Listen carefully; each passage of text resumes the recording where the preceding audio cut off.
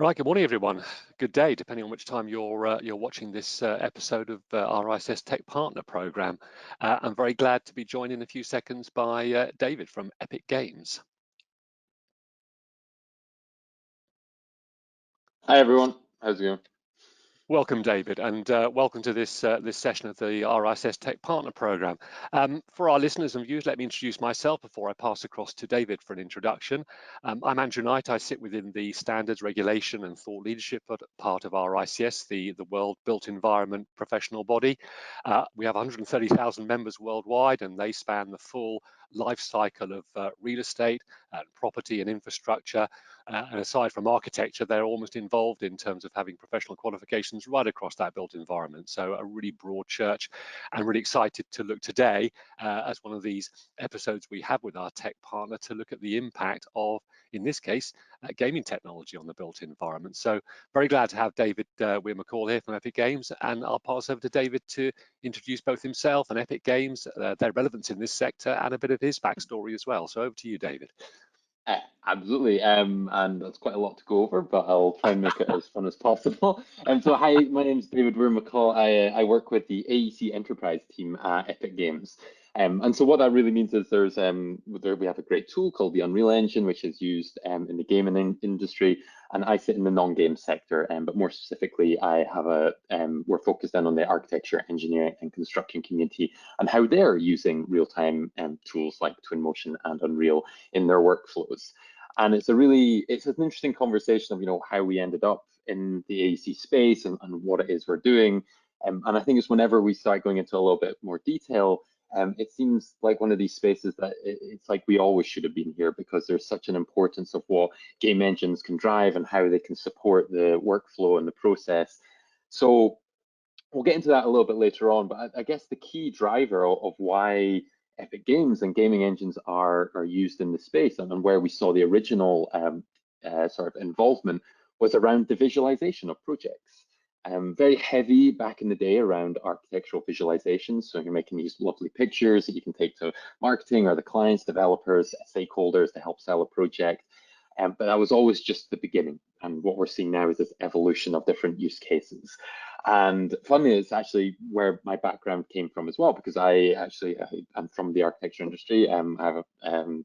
I worked out in the Middle East for the last 7 or 8 years, and for a multidisciplinary firm, focusing on detailed design and construction documents before moving across to an architectural design practice called Callison RTKL. And my focus the entire time from whenever I graduated was around the time that BIM started evolving. And I was really interested in how these new evolving technologies could not only help the way that we design and build, but how we can create better and smarter buildings using these tools.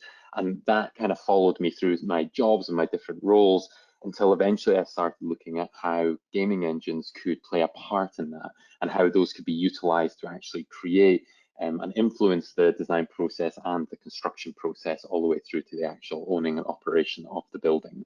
And that's what I now do within Epic Games, is support our customers and people around that use of the engine. Is that a long-winded answer? No, that's fine, David. Thank you. Well, that's great. And I'm mindful that a lot of our viewers may have heard of the concept of a gaming engine. That they may have heard of Fortnite, for example, perhaps via their kids or whatever. Without, I guess, going into the total bits and bytes, it'd be great to hear your explanation of what is the Unreal Engine, and how does the value that a gaming engine transfer into the built environment? Because it's obviously a fascinating transfer of technology. In the same way we've seen, high-powered video chips go into AI, it's another interesting transfer of technology from the gaming side into more broader computing applications. So. Absolutely. So the Unreal Engine's our tool of choice. It is the tool that we develop and design, and it's the same tool as Andrew said around designing Fortnite and a number of other games internally, Gears of War, but other game companies also use that to build and design their tools. And I think for those of you who are maybe a little bit unaware of what gaming engines do, they see it as this toolbox that you can build your own functionality, your own particular uses in to develop whatever you want. And in games, that's all about collaboration. It's about bringing people together. It's about talking them through a story. And if you look at any computer game on the market, it's always about narration and story curation and experience. And what I find very fascinating is that is exactly the same as a huge chunk of what we do within the AEC. Even if it's communication between different parties, different disciplines, different clients, even with the general public, there's this need to curate a story. There's this need to visually communicate ideas and information. And having this toolbox where you can customize that around each individual use case, around each individual data set that you have, and then have this front-facing application that allows people to not only interrogate but also understand this data is where we see the gaming engines being used in the AEC space. And it's such a great evolution because for an industry that, this is an important need for communication and collaboration, relying and utilizing technologies in an industry that's been doing this for decades, and learning off how they've done it and building off their functionality allows us to take a huge step forward in how we create and tell those stories. Well, thanks, David. And I suppose to sort of lead on from that point, I'm intrigued to hear your view of what you understand a digital twin being within the built environment, because Oh, clearly that's a really kind of evocative term. And I know from previous lives that I had Rolls-Royce as a client in a previous life, and I was well aware of their kind of remote telemetry for aero engines. I remember talking to somebody hours after an air crash, and they already knew what had happened basically because they had that telemetry with the yeah. engines, that they knew what was going on. And so the kind of concept of a digital twin from that kind of aerospace, and I know a lot of people might be familiar with Formula One and their use of those real-time digital twins, but I'm really keen to hear what, as a term, it's so widely used that it's almost very hard to pin down what we mean by it, particularly in the built Oh. environment. And I'd love to hear your view of what you think a digital twin is, and then leading from that, what kind of value and return on investment can people get by building what between us we think a digital twin is for the built environment? No, definitely. And it is a very contentious topic and something which, everyone's got their own definition of. And we're definitely not in this race to basically say, well, this is exactly what it is. And we try to be very data agnostic in terms of, and in all things. I guess to us, we try to align as close as possible with a number of the other sort of digital twin institutes, the CDBB, the Digital Twin Consortium, the Digital Twin City Centre Group. And the common thread amongst them all is this idea of having a 3D representation of a physical asset with some form of live continuous data. So that could be a host of things, but the connection to the physical world really rests around having that connection, that real-time connection to give you an image, whether it be 3D data or static data, even just sort of simplistic data. It just allows you to see how a space is acting in that point in time. So we don't say that any other definitions are wrong. We just say this is the one we're trying to focus on, especially for a company that develop a product. We're really around trying to build around an idea and a use case, and it's really about that live connection data. And you brought up a couple of really great examples of digital twins. Formula One use it all the time. I don't know if anyone's watched the great Netflix program, but man, seeing how that's how I watch Formula One. It's very engaging and dramatic. But watching how they are able to make real-time decisions based off of how they're reading the car at that one point and using historical data to influence it. Similar, the original digital twin, I think, is NASA back in the 70s. They built a physical replica for the one that was in space and did tests on it. So whenever it comes to return of investments, I find a really interesting conversation that people sort of just need to understand, why would you want to why would you want a digital twin? Why would you want to have a real-time snapshot of how a space or how a construction site or how an asset is performing in that point in time? And I find often that the answer is typically in that kind of statement is you want to know how that asset is performing now without having to go and evaluate it. It's having this viewport or this window into your asset, regardless of what it is. And I'm saying asset to just be as open to everyone because I realize everyone's coming from different directions. So it could be a mechanical HVAC unit, it could be a building, it could be a city. And so why wouldn't you want to know how that asset is performing in this current moment in time? Purely, let's just take this from a couple of different angles. We can look at it from the what we can see how it's acting right now to understand if there's anything wrong. Is it functioning correctly? What is the current reading? Even if you take something like airflow or temperature, it's like, oh, that room's too hot right now. Let's make a change to it. Then we look at the value of collecting historical data.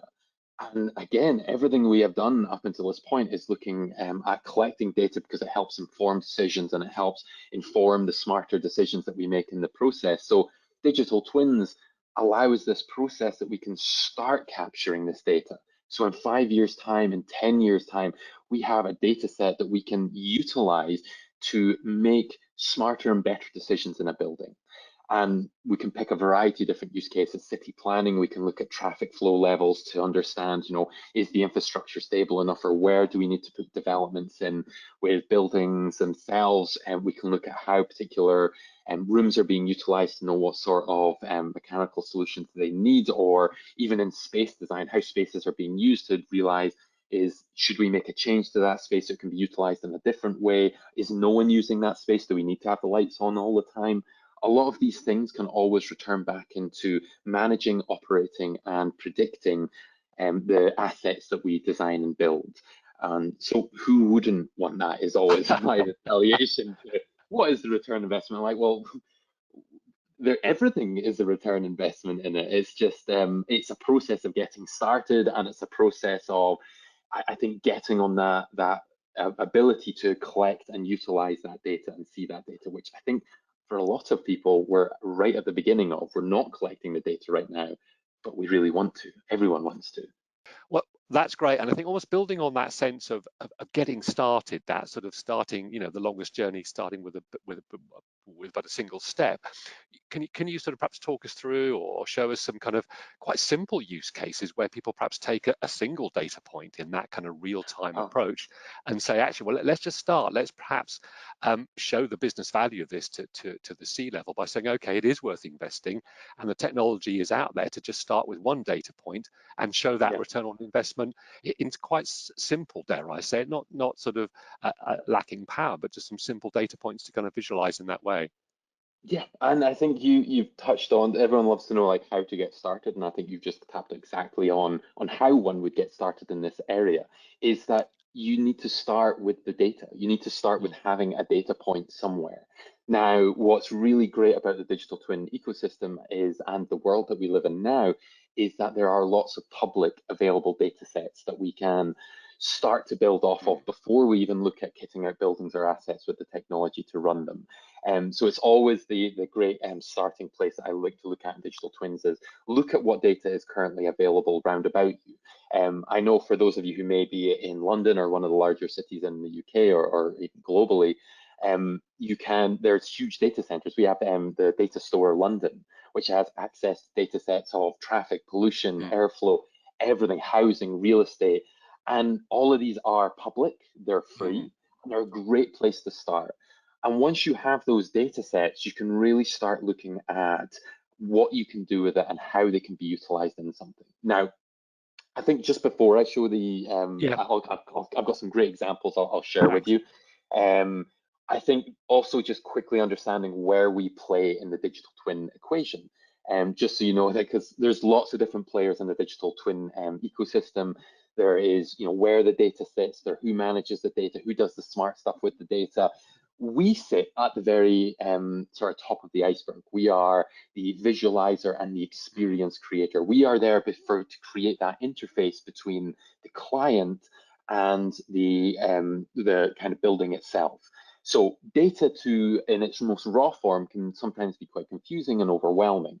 What you have the ability to do with our tools is create this interface that allows other people to utilize that. So I think the best way or the simplest way to describe it is we are a viewport to a very complex, sophisticated data set. And we love ingesting data from different locations, and we're very data agnostic. So whether or not you have BIM data or you have IoT data, ingesting that into a singular location is really where we sit. So with that in mind, I'm going to quickly dare venture into sharing my screen, Thanks, David. and hope that you can see this now. Yeah, that looks Um, fine. Perfect. So what I'll do is I'll basically there's some visuals just around the kind of curation, just on what I spoke about, really around, whenever you're looking at building a digital twin, there's maybe three components I would say to it. There's the 3D geometry side, the aspect where where's your 3D representation of that physical asset coming from? Now that can be anything from Rhino to SketchUp to SolidWorks to Inventor, a bunch of different applications that Unreal can ingest very easily. And then there's the data set side. Now that could be comprehensive IoT sets like Microsoft Azure, AWS, or Google Data Store. And it's bringing those two things together and creating this user interface to those two aspects. And that's where the gaming engine technology works really well. We have Datasmith, which is our data ingester for 3D geometry and BIM and metadata. And then we have our RESTful API connections into the engine, which allows to ingest those real-time points. So I'm going to start very basic, just because I want to build up this story of going from how you can get started all the way through to how we're seeing people in the industry using it. And the easiest place to get started is, let's look at a very simple data set that anyone can get access to. You can get access today. And it's one that, as British people, we love talking about. Let's talk about the weather. So this is actually an example that WSP, the engineering firm, worked with us and put together for Autodesk University last year. And what it looked to do is to utilize the open API weather data that you can get by going to openweather.org. And we created a connection to bring that data of anywhere in the world into the Unreal Engine. And we hooked it up to our weather system. So you could have a building that replicates the weather of anywhere in the world. So if I was to type in London, shockingly, when I made this video, London was rainy, can't believe it. If you type in Madrid, it's slightly overcast and cloudy, or if you type in Dubai, oh, it's lovely and sunny in Dubai. So this ability to grab the up-to-date weather information, I know it's super simple and super basic, but we found it was the best place to start in terms of looking at that real-time connection to a data source that anyone can get a hold of. Now, that same idea can be converted to say pollution levels in a city, or traffic levels in a city, or citizen traffic, or a variety of different things on the London data store. So once you've made that one connection, you then make two connections. You then create this UI that you can jump between them and visualize them in different ways. And this is where you then start to build on top of and see some amazing results. And one of the examples we actually did a webinar a while back with them was around a company called Build Media, and they're actually in New Zealand, who created a digital twin of Wellington, New Zealand. In fact, it's a digital twin of all of New Zealand, actually.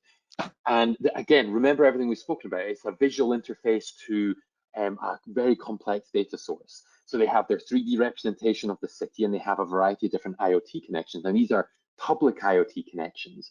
And what they've done is created this public-facing digital twin for Wellington to allow citizens to get an understanding of future developments going through the city, to see bus routes, where are buses currently throughout the city, and going right into a very sort of close scale to watch them driving around the city, because they're just based on GPS coordinates. It allows you to see flight data, to see what flights are coming in and out of the country, all the way through to even seeing things like parking data. So where are the available parking spaces throughout the city? So you know before you leave the house where you can go and where you can actually park. So there's a whole heap of data sets which were very open source, they're very public, that Build Media connected to create this visual interface and this visual connection to an entire city. So it's one of the use cases that we kind of see quite often, is around this kind of city scale one, because of the availability of that public data that you basically just need to create a kind of visual front end to.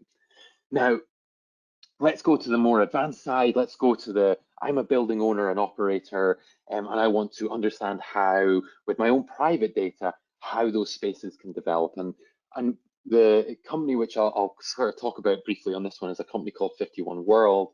Now these guys are they're the Cadillac of digital twins and Unreal Engine.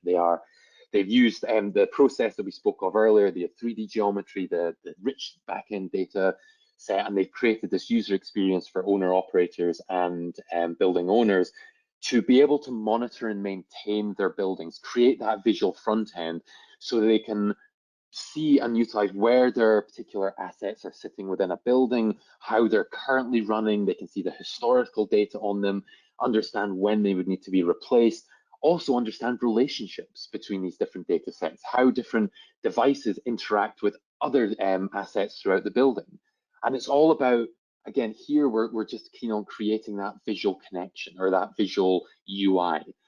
This other example from them looks to be on the more kind of use case or the use of the building. So with motion sensor cameras, they were able to pick up and recreate these agents to show how people are moving around a space in a subway station.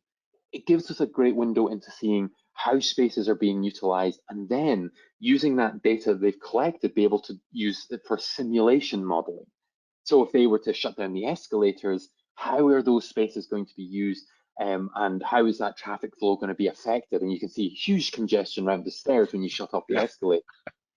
So all of these things give us a window into maybe a previously very archaic way of doing it. I once had someone in a conversation who described digital twins up until now as being glorified Excel spreadsheets, where you have access to this very static data set or very bland numbers, values, bar graphs.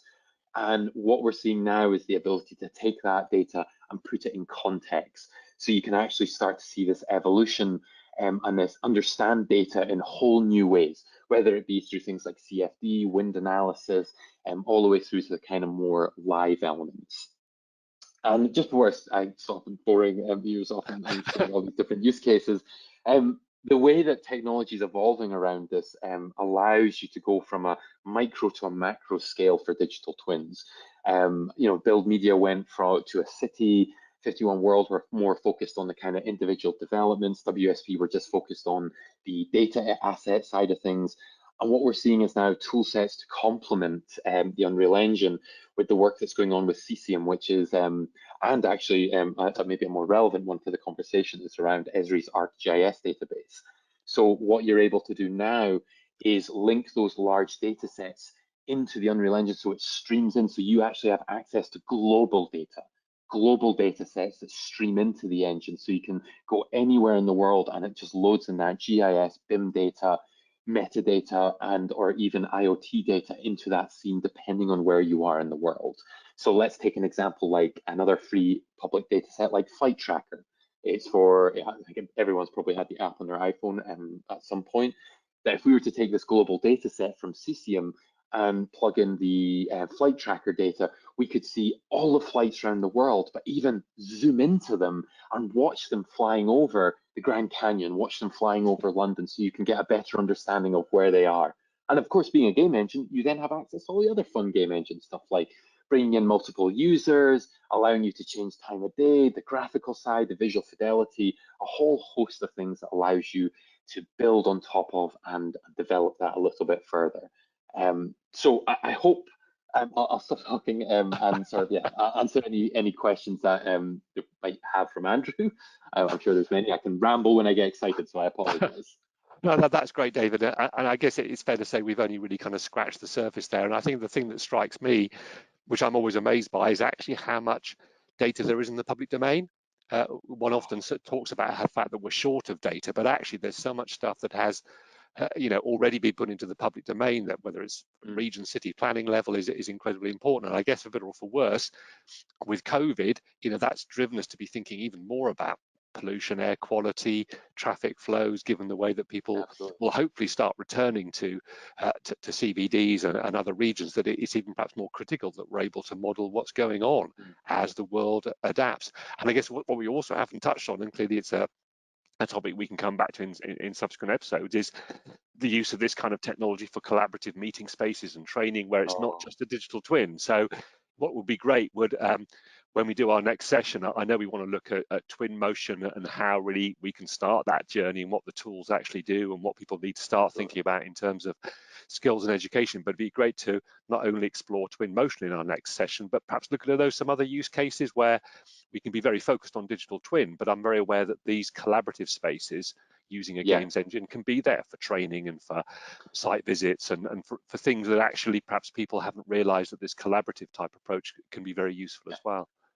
Absolutely. And I think I just want to touch on something you said a second ago about this. People often are looking for data that's available. And I think this is the horizon that we're now all approaching. Is this, we often say that we don't have data to work off of. I'm like, well, why we should start. That's why there's a value in looking at digital twins now, because we're all wanting the data, but we need to start somewhere. There's a great diagram, I think it's called the data hierarchy of needs, which talks about the kind of structure of data. And at the very bottom, and people usually want to start halfway up this pyramid, where you can start using the data for really smart and intelligent stuff. But at the very bottom, the importance of starting to collect data. Now, that can be anything. It can be simple temperature in a room. It can evolve from there. And I think the importance of that is not just to rely on the public ones, which are available and a great place to start, but we can link this back to the ROI, where we say there may not be a direct ROI at this point in time because you haven't started collecting any data. But the second that you start, from the day that you start to 5 years time, 10 years time, you then have this rich asset, which of course is going to give all these new insights to your development. So for getting started, by all means, use the public ones. There's lots of stuff you can derive from that, and value you can derive from that. But it's definitely a call to action on, if you think data is important and will help sort of create a return of investment, there's no greater time to start than now. And just on your other point, absolutely, there's so many different use cases for Unreal. We're not just in the digital twin space. We love bringing people together. We love these virtual collaboration meeting spaces, and that's the beauty of the game engine, is that we have these abilities to focus on these different areas and these different focus groups, because again, the game industry has been bringing together people virtually for decades, and continues to do it on Fortnite and beyond. Yeah, no, and it'd be great to explore that next time we in the next episode, because as we know, once again, coming back to the fact we're having to do things so much more remotely now, and also from a kind of sustainability point of view, should we really be driving around the country for a site visit halfway through a construction program when we could meet in that building virtually and still have that rich experience, but not have to drag people around the country wherever you are on the globe to visit a site, when you can still execute that. And I guess also, we're sitting on GoToMeeting, we spend our lives now on Zoom and Teams, and yes, that environment is kind of okay, but it'd be nice if it was even richer. If we felt even more connected to the people that we're talking to and interacting with, because for better or for worse, this will be the new normal, as the cliche goes, and I don't think we will be meeting our colleagues and peers and clients as regularly as we used to in that face-to-face way. So the more we can use technology to try and replicate that genuine engagement, I think is really powerful as well. Yeah, and it's a very rich topic, and I'll happily get into it on the next seminar. But I think the thing around the kind of virtual collaboration, because I love how you brought up, Zoom and sort of GoToMeeting and all these other tools, is this is really the introduction to how we can collaborate around the world. But what we always have to remember is that the generation that is growing up now with Fortnite, with Roadblocks and all these other interact spaces, it's the expectation and the way that people are learning to interact socially on a virtual platform. So very soon we're going to have this generation of people who are so familiar and so comfort and at ease in collaborating and speaking in these virtual spaces that it naturally will become the future because of that. And I think it's like digital twin company. There's no perfect time to start than right now, because we're a long way off sort of having, I think there's this idea of a metaverse where we can all exist digitally and explore. And I think that needs to be built and explored, and digital twins and collaboration platforms are just the foundations of that. Yeah. I guess in this next episode, it will also be great to explore, the fact that clearly so many assets are already built and haven't been BIMmed, and to discuss how people can hopefully retrofit a BIM model that's fit enough for purpose to start building a digital twin. Because I guess once again, people will feel, oh, we'll have to sort of retrofit an entire IFC model for this asset, when actually there are ways of saying, well, let's build a representation which from a visual point of view is good enough to start this journey, that we don't need to invest thousands in building an all singing, all dancing IFC model, when actually we can create enough of a visual representation to overlay these data sets and get the value that we want. Yeah, I mean, this is what's great about the industry. A long time ago, we started converting around working in 3D BIM application. We have the 3D models. We have the actual 3D models of buildings that have been built. So you're already one step forward in the digital twin conversation, because you have those assets. And the idea is that we don't expect you to rebuild those assets. Let's use them and put them to good use, so the assets that you've created digitally have an afterlife. Is a very morbid way of putting it, talking about building afterlives, but Yeah.